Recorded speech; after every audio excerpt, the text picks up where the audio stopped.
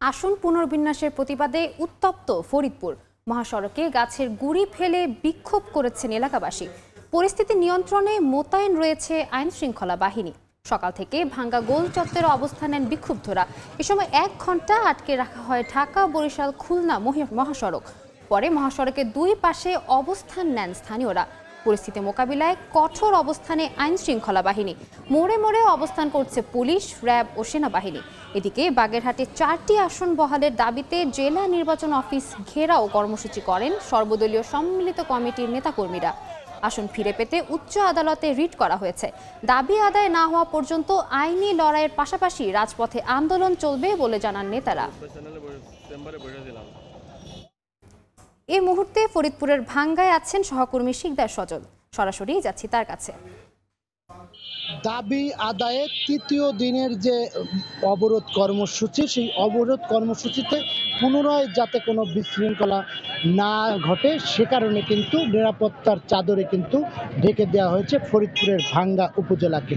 এখানে কিন্তু আজকে ঠিক সকাল 6টা থেকেই এই যে আইন শৃঙ্খলা রক্ষাকারী বাহিনীর যে সদস্য যারা রয়েছেন, পুলিশ, বিজিবি, সেনাবাহিনী, র্যাব সহ বিভিন্ন আইন প্রয়োগকারী সংস্থার সদস্যরা তারা কিন্তু এই ভাঙ্গায় এখন অবস্থান করছেন এবং ঢাকা রেঞ্জের ডিআইজি, জেলা প্রশাসক, পুলিশ সুপার সহ ঊর্ধ্বতন কর্মকর্তাবৃন্দ তারা কিন্তু অবস্থান করছেন এই ভাঙ্গাতে। এবং ঢাকা খুলনা মহাসড়ক এবং ঢাকা বেনাপোল সহ ফরিদপুর ঢাকা যে রেলপথ সেখানেও কিন্তু টহল জোরদার করা হয়েছে। ম্যাজিস্ট্রেটের নেতৃত্বে কিন্তু চলছে টহল।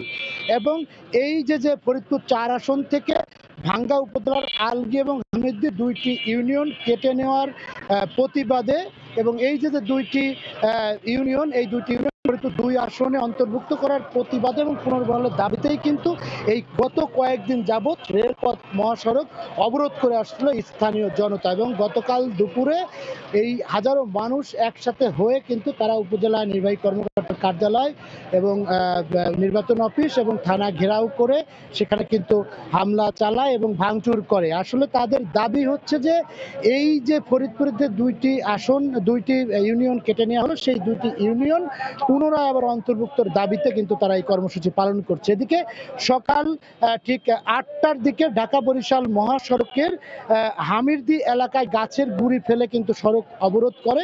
সেখানে 1 ঘন্টা এই অবরোধ চলে। তারপরে কিন্তু এই অবরোধ তুলে নেয় স্থানীয় জনতা। তারা মানুষের ভোগান্তি হবে সেই ভোগান্তি এড়াতেই কিন্তু তারা মহাসড়ক থেকে এই অবরোধ তুলে নেয় এবং এখন কিন্তু মহাসড়কে দাঁড়িয়ে তারা কিন্তু বিভিন্ন স্থানে তারা বিক্ষোভ এবং মানববন্ধন কর্মসূচি বিভিন্ন জায়গায় তারা পালন করছে। এদিকে জেলা প্রশাসক কামরুল হাসান মোল্লা তিনি যেটা জানিয়েছেন যে আসলে এই বিশৃঙ্খলা এড়াতে কিন্তু আইন শৃঙ্খলা রক্ষাকারী বাহিনীর পর্যাপ্ত মোতায়েন করা হয়েছে এবং আগামী 2 কার্য দিবসের মধ্যে ইসি থেকে এখানে সার্ভে করে তিনি কিন্তু সেখানে প্রতিবেদন পাঠাবেন যাতে করে এই 2টি ইউনিয়ন অন্তর্ভুক্ত করে রাখা যায়। এমনটাই কিন্তু ফরিদপুরের ভাঙ্গা থেকে এই ছিল মহাসড়ক অবরোধের সর্বশেষ। সরাসরি যুক্ত ছিলাম ফরিদপুরে।